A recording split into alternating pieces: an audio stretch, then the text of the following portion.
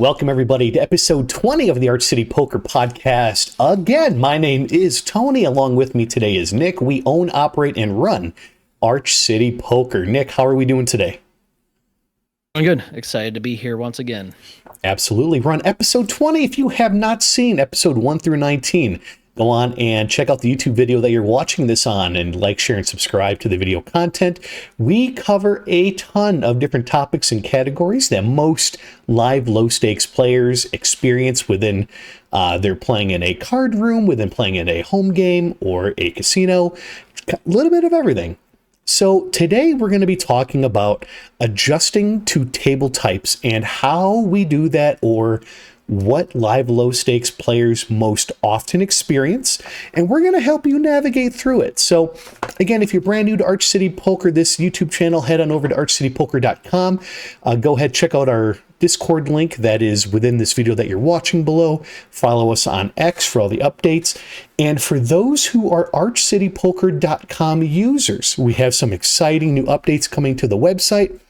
We have tons of new modules, new content that is being uploaded regularly. So we're going to have tons of just great stuff for everybody. You have the option of liking and hearting all the videos to have them in your own personal library on the website as well.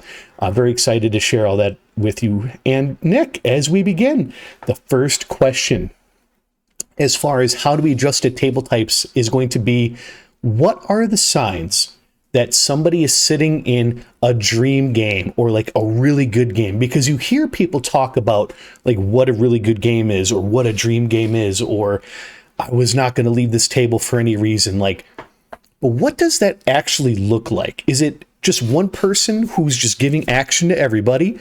Or what is the difference between maybe that and a dream table? That's a good question. I mean, I would say more often than not, when I've been at a table that I thought was one of the better tables I've ever been at for like live low stakes games, it's typically one player that's, I don't know if he has to be necessarily a maniac, but he's definitely the most active and possibly aggressive, especially pre-flop. And then there are 5 to 6 players at the table that are willing to give him said action, but aren't willing to like play back at him in an aggressive or more balanced or unpredictable manner. Like they're pretty straightforward. It's a lot of kind of timid calling. Like they know they can't get run over by him, and so they can't just fold. But what ends up happening is he will drive the action. They will give the action in a very passive and straightforward manner. And so that results in a lot of dead money in the pot for us to possibly attack and acquire. So I think that's the best scenario. The only other scenario I would say is maybe tone down the maniac a little bit to just more kind of bad, loose, aggressive, and you add maybe 2 to 3 more of those at the table.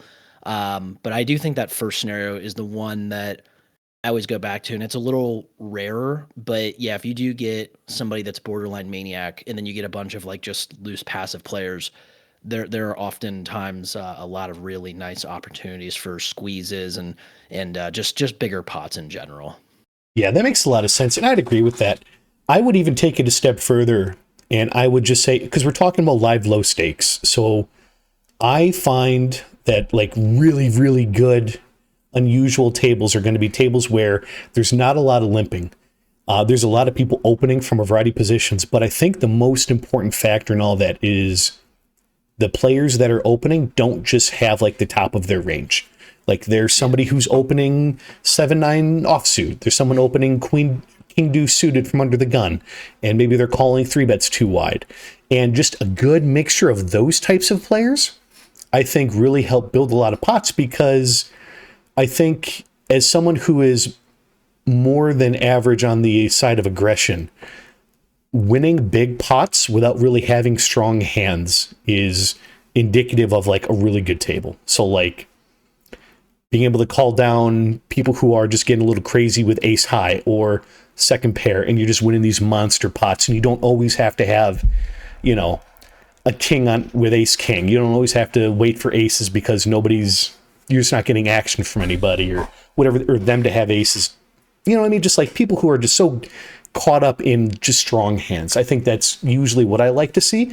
Now, it's not very often at live low stakes. The higher stakes you get, more people open more hands. There's more 3-betting. There's more aggression. In 1-2, 1-3, it's just a lot of limping, a lot of limp calling, a lot of folding, a lot of people waiting to win promos. It's kind of a grind. So, no, I think you're exactly right. So, if we're playing live low stakes, Nick, and we are at a table that is most common, which would mean that most players at the table are limping. There's not a lot of players that are opening. If we're in a limp heavy game, and let's just pretend there's really nowhere else to move to, right? Because I guess we would say first thing would be to get away from that table. But what if we can't and the table's pretty limp heavy? How do we adjust our strategy? I would say typically we are going to increase the raise sizings or raise size based on how many limpers there are. We typically, say it's a 1-3 game, typically like to go 5x, add $5 for each limper. It might seem like a lot after you add up like 3 or 4 limpers, but if you're able to isolate them, and you will for that large of a sizing actually a lot of the time, if it is like 35 or 40, then you just tighten up your range, try to play big pot poker with a stronger range overall. Look to play position as much as you can, but it's not that big of a deal if you're making it 40 from out of position. Like, let's say you're in the small blind or big blind, there are like 4 or 5 limpers. You just want to stick to the hands pre-flop that play well in low SPR situations post-flop. And it could be low to ultra low, because let's say you're playing a 100 big blind game and you get multiple limpers and you make it 40 and you get 1, maybe 2 callers, you're going to have $80 to $120 already in the pot, and you're going to have roughly $260 behind effective a lot of the time if you have to play like a 100 big blind game at 1-3, for example. So that is probably first and foremost the biggest adjustment. I would say as stacks get deeper, then we can obviously add more of the hands that play better in medium to high SPR situations. But yeah, I mean, it's basically like a solver or like AI or anything these days would tell you that, like, theoretically it would make sense to actually go wider because there's more potential dead money in the middle. But a lot of times, like, you don't get folds from everybody. Typically, if it's the typical table, there are some tables where like they are going to respect that kind of sizing quite a bit, and then you can take down the dead money. And that's fine. Like, that's totally fine. They're not going to take rakes, so no flop, no drop, which is good. But I would say we would suggest keeping it actually a little tighter. And because you end up in these lower SPR situations, you just want to honestly pip them with just better hands. Like, you just want hands that make better top pair candidates to play for stacks with. So that's like the biggest adjustment. I wouldn't suggest really over limping unless it's like a no rake environment. Then you can get involved with more of like the more speculative stuff to keep the pot smaller and try to like overset somebody or overflush somebody. But that's a different scenario. If you have any kind of rake involved, we don't really want to suggest really any kind of limping. But yeah, Tony, I would say just raising larger, tightening up, trying to play big pot poker with hands that make top pair, essentially. Yeah, I think that makes a lot of sense. I know from personal experience, like one adjustment that I made a little bit earlier on, but I thought that opening and punishing limpers, almost regardless of what my hand was like the way to go. And that's true on some level. But if you're opening and if everybody's limping regularly and then we're opening regularly to large sizings, their adjustment is going to be to limp their whole range. And they're either going to only start limping. Sorry, they're not going to limp their whole range. Their adjustment is going to be to start limping some of the stronger parts of their range. And they're not going to be opening because they're going to be expecting us to attack the limpers. So I always have found that if everybody's just limping often and everybody's folding, the moment you start opening big for 40 and you're getting a couple callers, it's really tough to play mediocre hands against their limp calling range of like $40, which is why I think I wholeheartedly agree with you. Hands like king queen suited, your ace kings, your ace queens, obviously your tens plus, that kind of stuff. It just needs to play better in multi-way spots. And even if you get called in those low SPR spots, because they're going to be willing to stack off with one pair hands. So if a queen flops and there's 120 in the pot and you have the SPR is a little bit less than 1, or maybe a little bit more than 1, they're prepared to stack off with any queen jack, any king queen. Sometimes they're ready to go with jacks because they just think we're being too aggressive. So I would agree with you, Nick. It's not so much that we're just trying to punish the limpers, but we're trying to punish them with hands that play pretty well against like what their limp calling range is. So yeah, Nick, I agree with you. I think too much aggression at those live low stakes games can almost be a blunder because their adjustment is to tighten up even more, expecting us to punch everybody, so to speak. Yeah, I mean, I was gonna say, like, I think it's, yeah, that's exactly right. For like, let's keep it organized or uniform just for the sake of simplicity. Like, if we were talking about a 1-3 game and you guys have $300 in front of you effective with most of your opponents, then what Tony and I just alluded to is the only strategy. You can't really do anything else because now you're overextending. But let's say you guys have been playing at the table long enough now to where you are 200 bigs effective with multiple opponents. And keep in mind, like, not like a super nitty opponent that only V-pips like 10% of hands. Like, who are the players when I'm at a table that I'm most likely going to be involved with pots with the most? And if the answer is anyone with 200 bigs effective, well, then we can alter the strategy, and it's okay to raise with some of the more speculative, the marginal stuff, because we have the room post flop to be able to destroy them candidly over multiple streets, even if we get some resistance from like somewhat stronger ranges. Like, they're still typically going to have tapped or weaker ranges when they're limping, but Tony's right. Like, they're not just going to limp call everything for like 35 or 40. But now we have the stack depth behind, and we should have position the vast majority of the time that we can start to use hands like 9-8 suited or pocket sevens, ace 5 suited. But when you guys have like $300 in front of you, those hands aren't really pipping anybody. They're not like really pushing that much of an edge. So you want to have the big card hands and like the better pairs, because otherwise, like I said, you're just overextending then. Yeah, that's exactly it. And that's another reason why we always say is when you're buying into a game, you want to traditionally buy in for the max. Now, we're not saying at a 5-10 game, if there's a max of 5K, you don't need to buy in for 5K. But at 1-2, 1-3, if the 1-2 max is 200 or 300, you probably want to be buying in for 300. If it's 1-3 and the max is 400, we strongly recommend buying in for 400 just because the deeper we are, the more maneuverability we get post flop. And I see people all the time at live low stakes sitting down for $100 in a 1-3 game. And it's just, they'll call a $20 bet pre, and it's like, well, what are they going to do when they miss? Like, they have to fold, and that was 20% of their stack. So it's just not no plan. Yeah. So, yeah, like if somebody's deeper and they're limping in, or if somebody has a history of calling wide, no matter how many times we're opening, yeah, we can attack those people. But in general, with low SPR stacks, it just doesn't make sense to, like you said, overextend and put ourselves in a vulnerable position.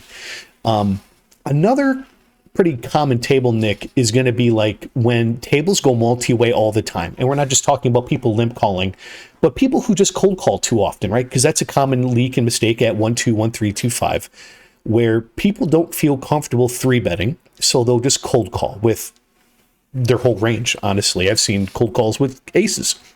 So if we open from early position to $15, $20 in a 1-3 game with a hand that makes sense, let's just say ace, king, ace, queen, queens, kings, that's stuff that makes sense, but we still get 4 or 5 callers, and that happens almost no matter what.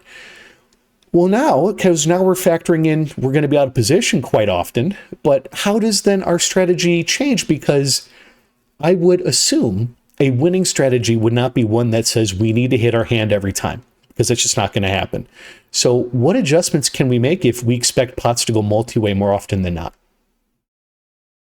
Yeah, I would say we should be anyway, but being incredibly aware of our position on the table.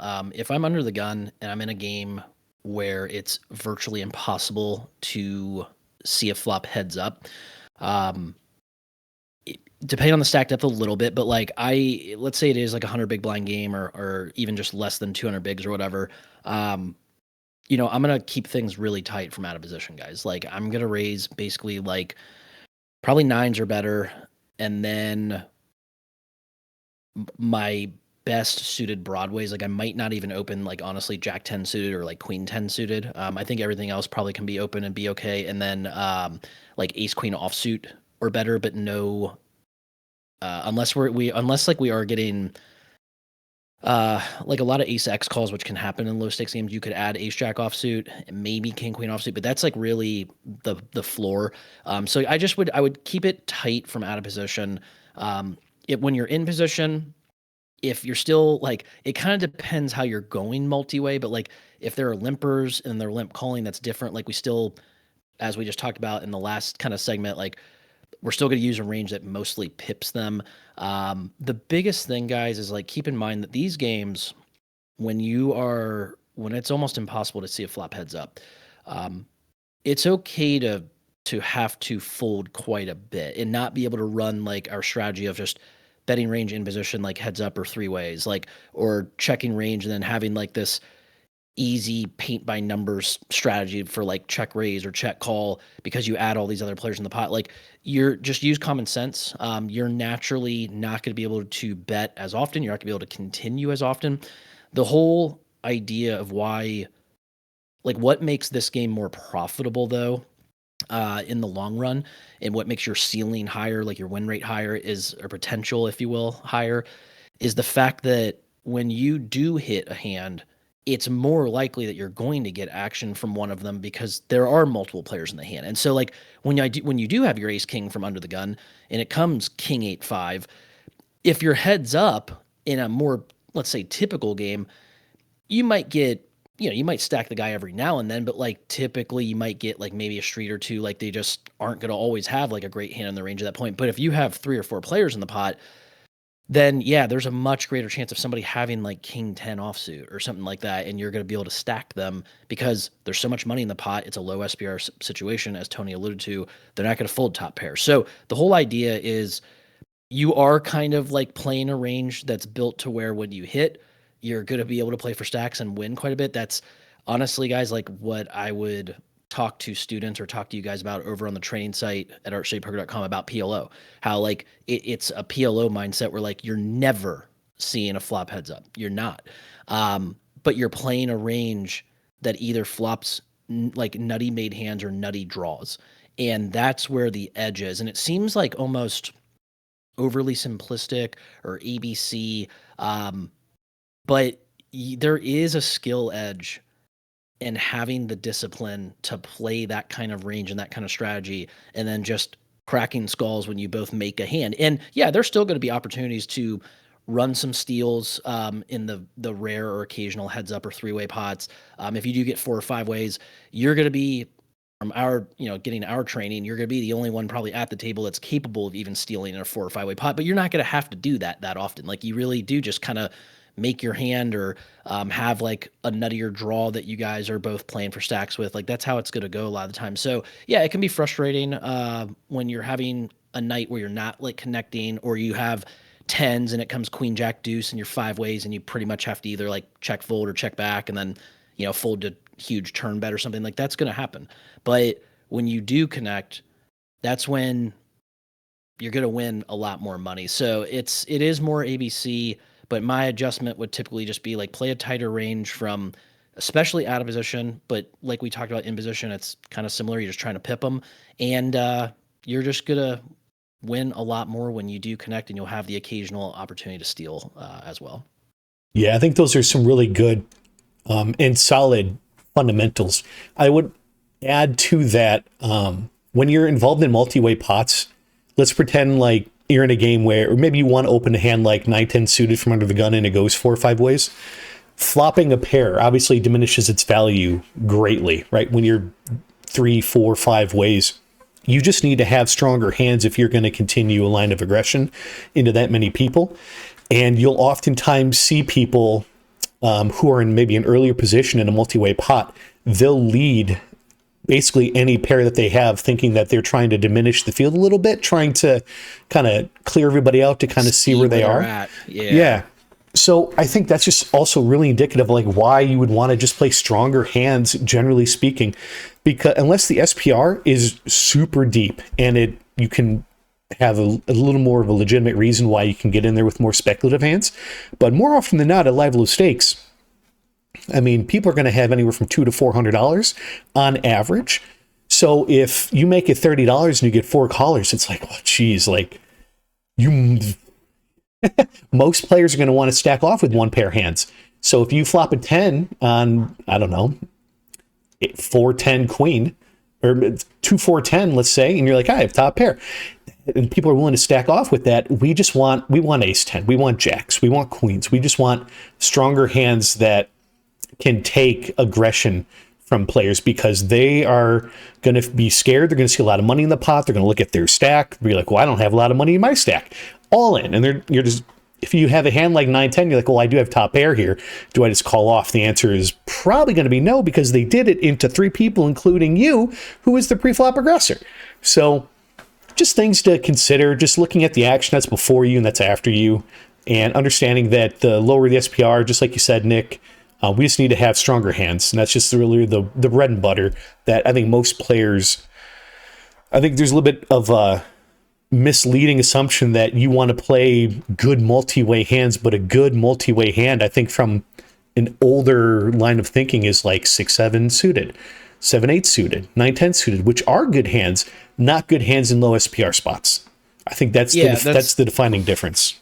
Yeah, that's exactly it. Like if in a 1-3 game, the GTO raise was actually like $7, like $6 or $7, and there wasn't a rake issue, then, and especially like players aren't playing aggressive enough pre-flop, so there aren't enough 3-bets or squeezes, then there's a lot more room to play hands like that. And that scenario comes to fruition when you do become effectively like 200 bigs deep. Like if you guys are playing like closer to $600 in a 1-3 game or more.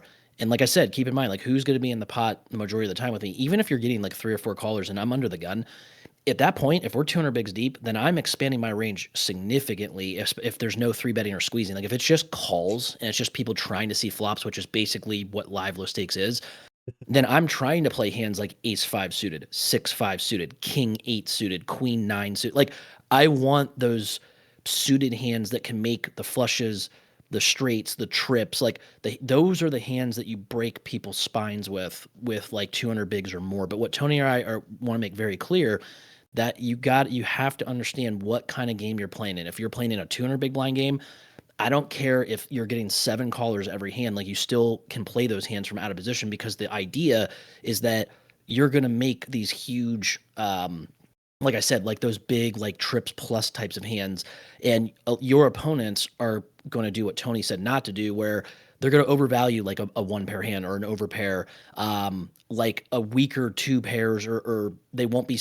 kicker sensitive with their trips and spots. That I see players like, well, I'm never folding my trips and no limit. Like there are spots where like if we teach you guys, if you range your opponent properly, you'll understand they don't have anything but trips in that spot. So you have to be a little kicker sensitive. And it's going back to like, that's why I said, if you guys learn PLO, that'll make you actually a better no limit player, because a lot of this stuff we talk about with PLO. But point is, 200 bigs and 100 bigs are completely different poker games. And so with 100 bigs, or even getting close to like 150 bigs, like that's where we go back to what Tony was saying. Like we don't really want the 7-6 suited, unless like there are exceptions to the rule. Like let's say somebody opens under the gun for $7 and there's 6 callers and you're in the big blind, you have 7-6, or even if you're on the button and you have pocket 5s, like that's okay. Then like there's enough room post flop. There's enough implied odds that you can get involved.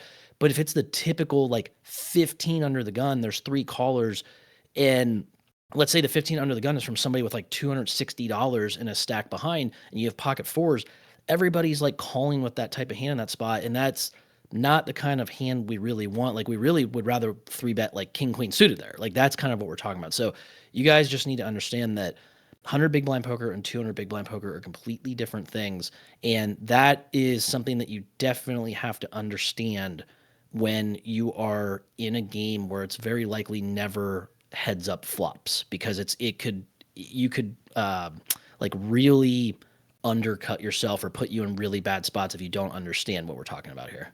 Yeah, that's exactly it. And I think a lot of live low stakes players who maybe consider themselves to be more experienced, well, they might say something to the effect of, well, I have a post flop skill edge over most of the table, so I'm going to call with the speculative hand. And your skill edge actually comes from recognizing the scenario of what would happen if you decided to call, and when getting involved in a multi-way pot is beneficial, or if it's advantageous for you. That's where the skill edge is, not trying to play multi-way pots with low SPR stacks because you think you can play perfect poker after the fact. It's recognizing what a profitable situation is and then getting involved. So I think that's probably another misconception that I think a lot of players have. Now, like, again, that stack depth is, I think I talked about it, Nick, in a previous video. Like, before I even look at my cards, I'll look at everybody's stack around the table and just kind of get an idea of where everybody is. So when I look at my hand, the first thing I can think of is how can this hand interact with like what's available.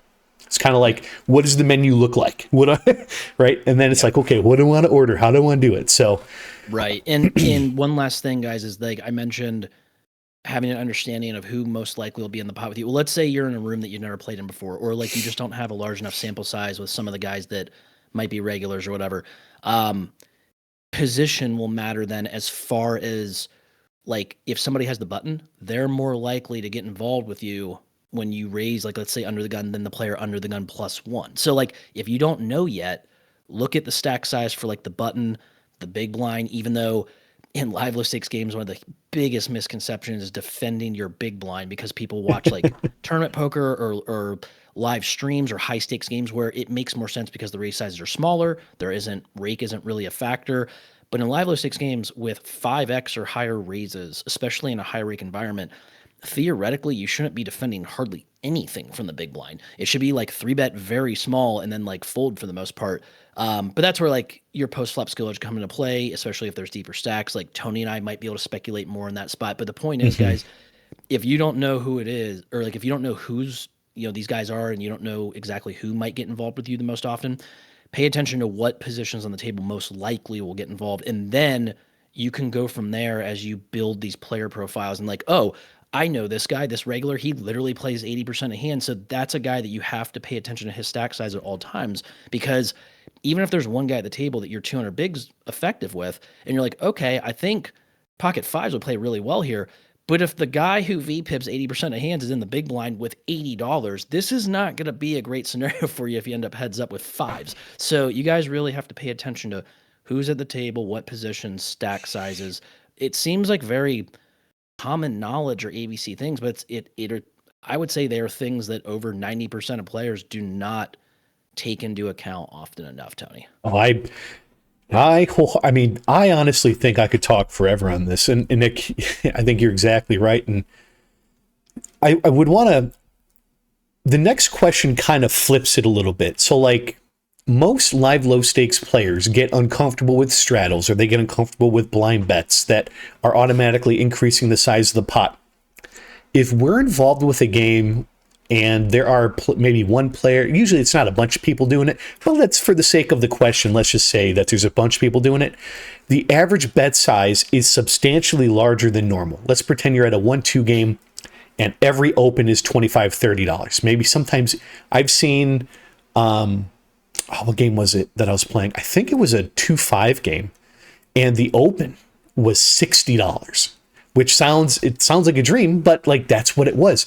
But I'm sure a lot of people at 1-2, 1-3, you'll see it open for $25, $30, and you'll have the same thought that I did, which is, okay, well, if people are opening large sizings all the time, how do I need to interact with that? Because do I have to just assume that every time that they open, it's a strong part of their range?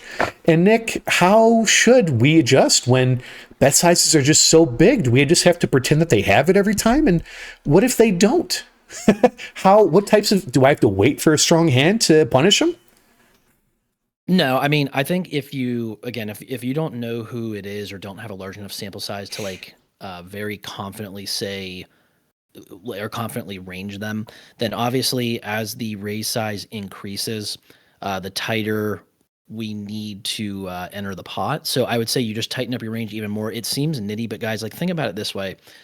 If you don't know what somebody's range is, but it's 1-3, and let's say there is a straddle on, and then somebody makes it 45 pre-flop and they have 250 behind, I would only be looking to honestly probably 3-bet them, and you could arguably just like 3-bet jam on them, but like with a really narrow range. So like you're not getting involved that often, like very infrequently, but when you do, you're probably playing for the most you're ever going to play for as far as like increasing your win rate, because you're probably playing for stacks and you're you're beating the rake as much as you can possibly beat it. Now, having said that, if you're in a game where it's a little more active and there's a straddle on, and I was telling Tony off air before we got on here, the last 2 days, I've been fortunate to be in a day game where it's basically like the only game that's available is 1-3, but it's like 1-3-6 with a few limpers who aren't trying to like trap me. So I'm able to make it 45 or 50, and I'm getting one caller most of the time, sometimes two. And I'm doing that with like a tighter range that, like we talked about, pips them, because it's putting myself in like a low SPR situation. But the skill edge again comes from understanding how to enter the pot correctly compared to these guys who are entering incorrectly. Now, if there's somebody else at the table that starts opening or raising rather to 40 or 45 or 50, and you find out, and this is why you need to pay attention even if you're not in the hand. Like, let's say they show like an ace 8 suited or a pocket sixes. Guys, then you can significantly expand upon your linear 3-betting range. Like, instead of going maybe like 10s plus and like your best ace X like Broadway combos, maybe your king queen suited, you start to add like king jack suited, ace jack offsuit, pocket 9s, pocket 8s. Like, you just kind of expand upon, like, if you guys ever look at like a pre-flop matrix, on whatever site or on the computer, like from that top left corner coming down, you just expand upon that range. It's like your best hands and then your very good hands. And there aren't any bluffs in there really. But you just expand upon that and you look to 3-bet them. If there's enough room that you can 3-bet them and then play like like an ultra low SPR on the flop of like 1 or like maybe like 0.7 or 8 or something like that, you can do that. But if there's not enough room, honestly, you can probably just shove on them as well. And obviously, if it's the guy opens for 50 under the gun +1 and you're under gun +2, you need to be tighter there than what you would be like maybe closing the action with the opportunity in the big blind or the straddle, because you have all those players left to act. So you want to keep that in mind. Again, going back to being positionally aware, understanding who's most likely going to enter the pot in these situations. But yeah, Tony, it's a really simple adjustment for me. Like, the larger the raise size, the tighter that we enter the pot, but enter tight and aggressive, and don't be afraid to play for stacks as early as pre-flop if there's not enough room to even see a flop. And keep it tight, really tight, until you get confirmation that your opponent, you range them as actually being like way too wide for like 45 or 50. And it happened, like, Tony, we've seen it. It's rare, but like, you get these straddle games, and I've seen players, they'll flash like pocket sixes from like under the gun +1 when there's like a 1-3-6 game going on. And he's got like $300. It's like, okay, so I'm going to take 8s and I'm going to either 3-bet, set up a low SPR, or I have situations where I might just shove like ace jack on him for like 100 bigs effective. Like, he's putting himself in a position where he's overextending, and that's how we're going to take advantage of him. Yeah, and I think you hit something on the head that I think is a really important topic, Nick, which is like understanding the position in which somebody's making these bets. More skilled, now live low stakes, skilled is a broad term, but the more skilled and aggressive somebody is, traditionally it should be coming from the button and the cutoff and the hijack, though that right around that little bubble. So somebody who's opening these large sizings from early position, under the gun +1, even if they maybe one time flash like me sixes, like I'm going to remember that, but I want to, for me personally, Nick, I want to see that they're making a habit out of it versus like trying to induce action. Like trying to like show me some ridiculous hand that I know some people will do just to try to drive action, and then they're nitty moving forward. So like, yeah. You can't just always attack it. But late position opens, I just love to get just super aggressive with it, right? If there's a couple limpers and somebody who's been aggressive opens to $35, $40 in the cutoff, and I'm in the button or the big blind with 9s, let's say, I'm never calling that. I'm always going to be 3-betting. And depending on the stack sizes, it's going to be big, or it's going to diminish the SPR so much that there's really not a lot of wiggle room for them to get out of anywhere. I'm going to put them in a box, and they can't do anything about their hand. So, Nick, I think you really hit it on the head. And the last question, Nick, is going to be, I think, what most players want to know, which is, if I get into a card room, if I'm at a card club, if I'm at a casino, and there's 4 or 5 tables, but there's not that like dream table, there's not the loud, obnoxious people getting drinks all the time, there's just 5 random tables.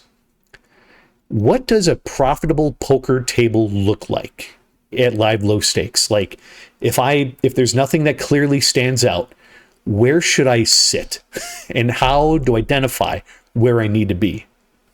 Yeah, it's if you're not very familiar with the room, it's kind of tricky. I mean, I think the easiest thing to do is first look and see which table has probably on average like the deepest stacks, because it probably means that they're playing a little bit bigger pots on average. It doesn't always mean that, but it typically does. And I would start there, or I'd try to move to that table. And if that table, if that does not come to fruition, I would keep your eye on other tables, and you just want to make sure that like you're table selecting and willing to move as often as you need to until you find a good home. And depending where you're playing or what time of day you're playing, that might not always happen. But stay disciplined, stay patient. Understand it's one long session in your life. If you're playing a lot of poker, if you're watching this podcast, you're probably just not playing poker just like once every like 2 months or something. There will be days where there's just not as much action or there isn't a great game, but understand when if you get stuck in kind of a mediocre game, how do you best beat that game? Is it 100 big blind poker? Then it's not all that complicated. Like, again, you're just trying to pip them for the most part. Is it 200 big blind poker? Get creative, use your brain, get involved with more of the speculative stuff in position, range them, look to barrel them with bluffs, like look to bluff them with shit on value. Like that's when poker becomes a lot of fun, is when you guys can get to close to that 200 big blind or more mark. And then that's where your skill edge can really flourish. But besides that, like if you're shallower, it's okay. Like you can't do as much of that stuff, but you still can crush the game, even if it's a mediocre game. You just have to be a little patient. Your win rate might be a little capped that day. But I would say like look for bigger stacks, deeper stacks, if you will. See if that's a good home. If not, try another table and keep trying. Don't worry about bothering the floor too much or anything. That's their job. That's why they're there. So just keep hopping around until you find a good home. That's the best advice I could give for that.